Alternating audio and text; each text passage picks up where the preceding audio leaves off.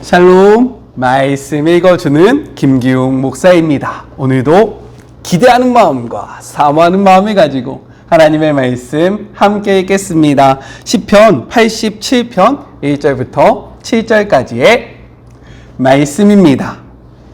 거룩한 산 위에 시온을 세우셨으니 오 하나님은 참으로 그분의 집을 사랑하신다네. 야곱의 집들을 모두 합한 것보다 더욱 사랑하신다네. 오 하나님의 도성이여 모두가 내 이야기를 하는구나. 나를 잘 아는 저들의 이름을 하나하나 불러본다. 이집트와 바빌론, 블레셋, 두로와 구스도 함께 저들을 두고 이런 말이 떠돈다. 이 사람은 여기서 다시 태어났다. 시온을 두고는 이런 말이 나돈다.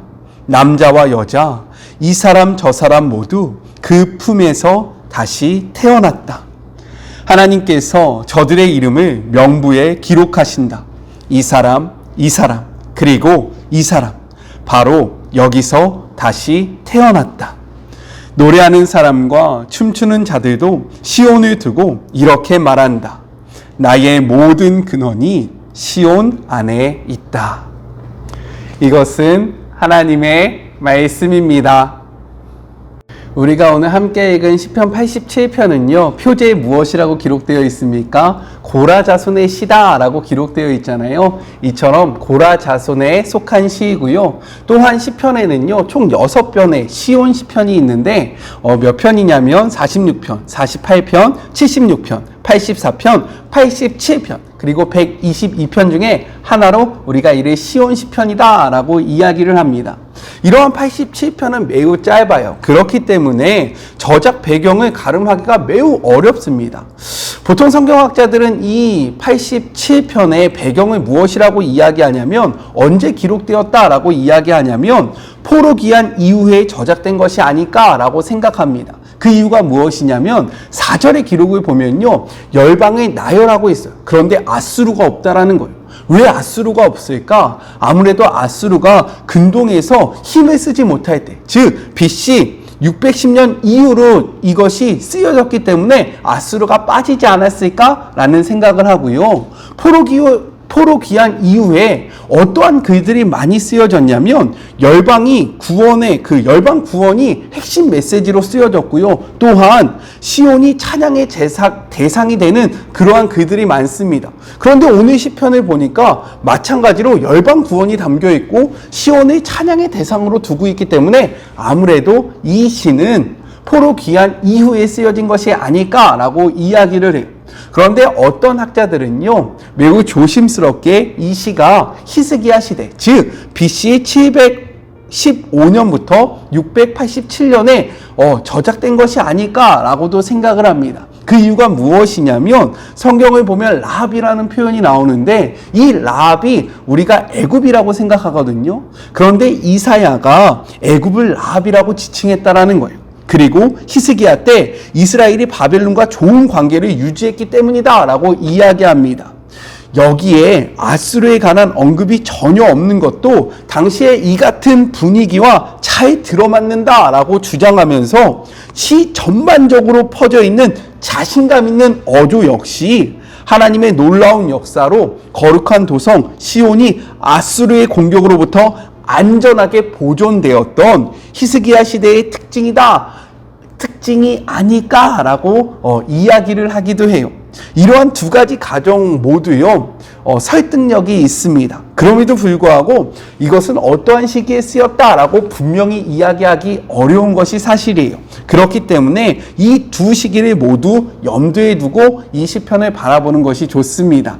조금 어려우셨다면 이해해 주시고, 어떠한 시대를 배경으로 시가 쓰여졌는지에 따라서 시편을 이해하는 깊이가 달라져서 설명한 거니까 잘 모르시겠으면 그냥 그렇구나 라고 생각하면 좋을 것 같아요.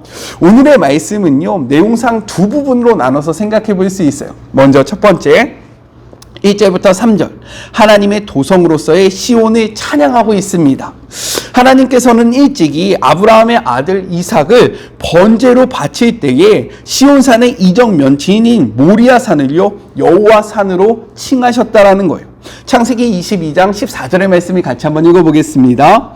아브라함이 그 땅의 이름을 여호와 이레라 하였으므로 오늘날까지 사람들이 이르시기를 여호와의 산에서 준비되리라 하더라 라고 이야기합니다. 원래 이 산의 명칭은요 모리아산이었는데 하나님께서 그 산의 이름을 여호와의 산으로 바꾸셨다라는 거예요. 또한 다윗이 군대 개수의 사건을 회개하면서 번제를 드렸던 곳이 바로 이것이고요. 그리고 하나님의 속죄와 용서의 사건이 이루어졌던 오르난 타작마당이 바로 시온산이었어요. 우리 말씀을 통해서 한번 확인해 볼까요? 역대상 22장 1절의 말씀입니다. 다윗이 이르되 이는 여호와 하나님의 성전이요 이는 이스라엘의 번제단이라 하였더라 라고 이야기해요. 그렇기 때문에 다윗은 이곳을 무엇이라고 이야기하냐면 하나님의 성전이고 이스라엘의 번제단이다 라고 선포합니다. 이어서 솔로몬 시대에 이르러서는요 드디어 이곳에 하나님의 임재의 상징적인 처소인 성전이 세워진다라는 거예요. 어디예요? 시온이에요. 말씀을 통해서 한번 확인해 볼게요. 역대하 3장 1절의 말씀입니다. 솔로몬이 예루살렘 모리아산에 여호와의 전 건축하기를 시작하니 그곳은 전에 여호와께서 그의 아버지 다윗에게 나타나신 곳이요 여부스 사람 오르난의 타작마당에 다윗이 정한 곳이다 라고 이야기합니다. 그리고 무엇보다 하나님은 시온을 자신의 거처라고 명하셨다라는 거예요. 시편 78편 68절입니다. 오직 유다 지파와 그가 사랑하시는 시온산을 택하시며 이어서 69절이에요. 그의 성소를 산의 높음같이 영원히 두신 땅같이 지으셨도다 라고 이야기해요. 그렇기 때문에 시인은요 지금 하나님의 처소인 시온을 향해서 이렇게 고백하는 거예요. 우리 3절의 말씀 같이 읽겠습니다.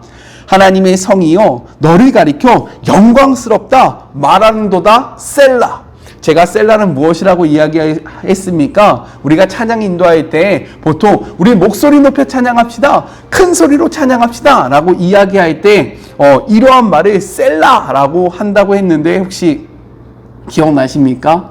네. 이러한 의미로 쓰여졌다. 분위기를 전환하기 위해서 목소리를 높여 하나님을 찬양하기 위한 표현이 바로 셀라이다. 라고 기억하셨으면 팁으로 기억해 주시면 좋을 것 같아요. 자, 이렇듯 시온이 영광스러운 이유를 무엇이라고 이야기하냐면 하나님의 영광이 시온에 거하기 때문이다 라고 이야기한다라는 거예요. 즉 하나님이 머무시는 곳은요 그곳이 어디이든 하나님의 영광으로 그곳이 영광스럽게 된다라고 우리는 생각할 수 있는 겁니다. 물론 시온성보다 더 화려한 성읍들이 있을 수도 있어요. 그러나 하나님은 시온을 정하셨기 때문에 시온을 자기 자식처럼 사랑하신다라고 성경은 이야기하고 있다라는 거예요. 우리 2절의 말씀을 같이 한번 읽어볼게요. 여호와께서 야곱의 모든 거처보다 시온의 문들을 사랑하시는도다. 여기서 더욱더 중요한 것은 시온을 향한 사랑은요 곧 자기 백성 이스라엘을 향한 사랑의 다른 표현이라는 거예요. 그렇기 때문에 하나님은요 세상의 화려함을 지닌 그 어떤 것보다 자신이 택한 이스라엘을 더욱더 사랑하시며 존귀하게 여기신다라고 생각할 수 있는 겁니다. 이 말씀을 근거로 우리는 어떻게 이 말씀을 이해해야 하냐?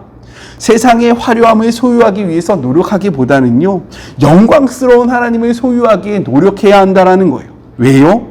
영광스러운 하나님이 우리 안에 거할 때에 그 하나님의 영광으로 인해서 우리가 영광스러운 자들이 될 수 있기 때문입니다. 이 복음의 진리를 깨달아 우리가 세상적인 스펙, 세상적인 화려함을 소유하기에 노력하기보다 하나님을 소유하고 하나님의 택한 백성이 되기에 노력하는 주의 모든 자녀들이 되었으면 좋겠습니다.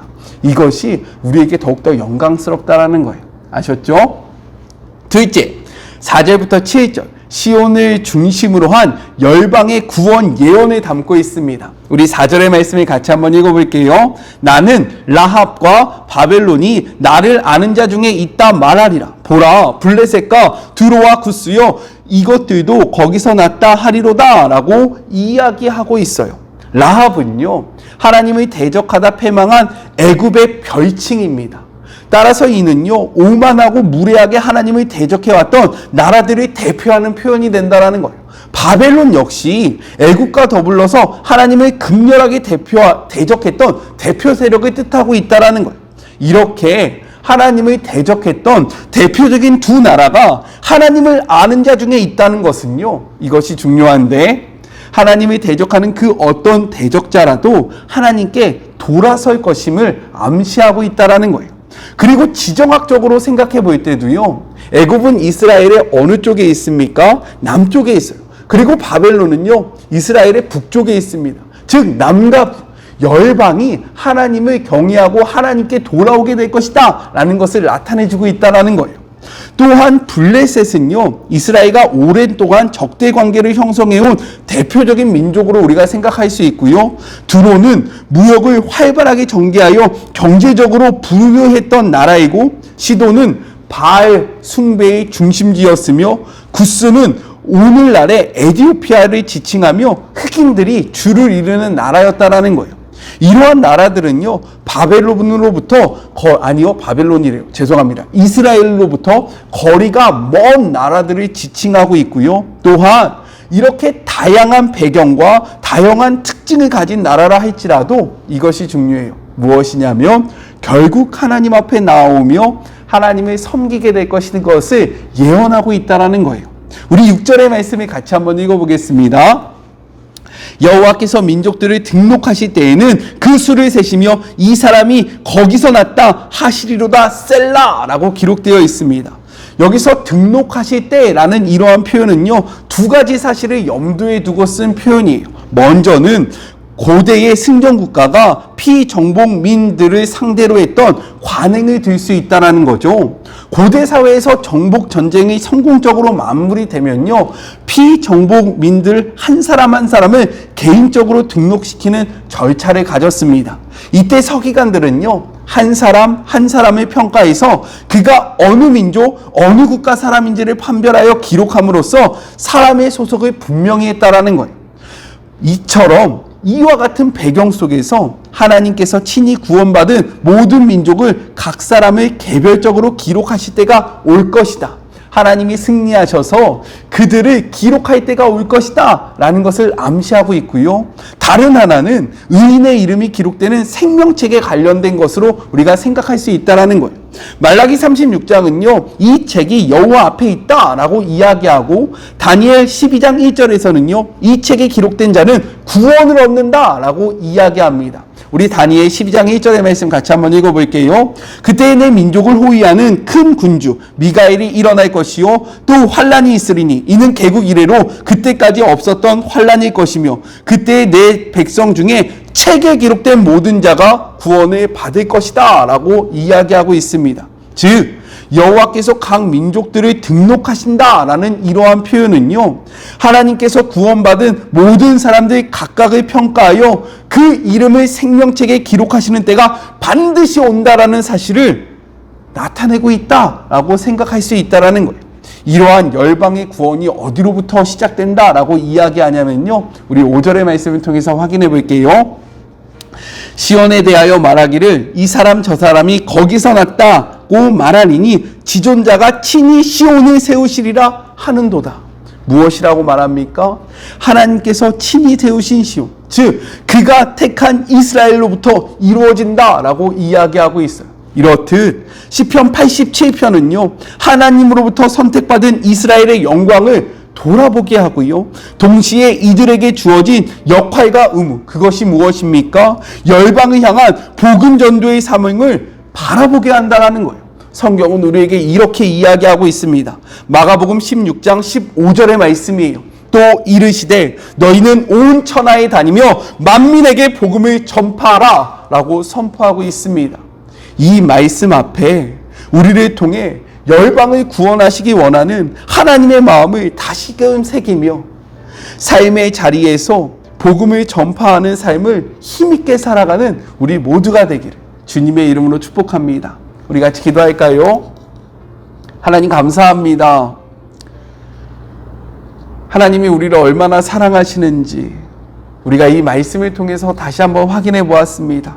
우리가 화려하기 때문에, 우리가 무엇인가를 소유했기 때문에 하나님이 우리를 사용하시는 것이 아니라 하나님이 우리를 선택하셨기 때문에, 하나님의 영광이 우리 안에 있기 때문에 우리가 영광스러운 자들이 될 수 있으며 하나님께 사랑받는 자가 될 수 있음을 고백합니다. 주님, 그렇게 우리가 세상의 스펙, 세상의 화려함을 쌓기에 노력하기보다 하나님을 소유하기에 노력하는, 하나님과 동행하기에 힘쓰는 주의 모든 자녀들이 되게 하여 주시옵소서. 성경은 이야기합니다. 열방이 구원받을 것이다. 정말로 하나님이 대적하는 자들이 하나님 앞에 굴복하여 하나님께로 돌아올 것이다 라고 선포하고 있습니다. 이 중심에 시온이 있음을 고백합니다. 우리가 있음을 고백합니다. 하나님이 우리를 통해 열방을 구원하시길 원하시며 하나님이 우리를 통해 열방을 정말로 회복시키시길 원하신다라는 그 아버지의 마음을 이 말씀을 통해 다시금 확인하는 우리 사랑하는 마리모 가족들이 될 수 있도록 주님 축복하여 주시고 함께하여 주시옵소서. 우리가 이 말씀을 묵상했다면 하나님이 말씀하신 대로, 하나님이 원하신 대로 우리의 삶의 자리로 나아가 하나님의 말씀을, 하나님의 복음을 담대하게 선포하는 자들이 되기를 소망하오니 이 세상에 정말로 문화와 상황 속에 주눅들지 않는 자들이 되게 하여 주시옵시고 모든 상황 속에서 하나님의 힘있게 전파하는 주의 모든 자녀들이 될 수 있도록 하나님 힘과 용기를 허락하여 주시옵소서. 함께 하실 주님을 바라보며 거룩하신 예수님의 이름으로 기도드립니다. 아멘. 우리를 통해 열방을 구원하기를 원하시는 하나님의 마음을 다시 한번 확인하는 그런 복된 시간이 되었으면 좋겠습니다. 세상에 주눅들지 말고요. 세상의 화려함을 바라보지 말고요. 정말로 그 어떤 것보다 화려하고 영광스러운 하나님을 소유하기에 힘쓰는 우리가 되었으면 좋겠어요. 저는요, 또 내일 만나도록 할게요. 사랑하고 주님의 이름으로 축복하면서 오늘 하루도 힘내세요. 우리 내일 만나요. 안녕. 오늘도 수고하셨습니다.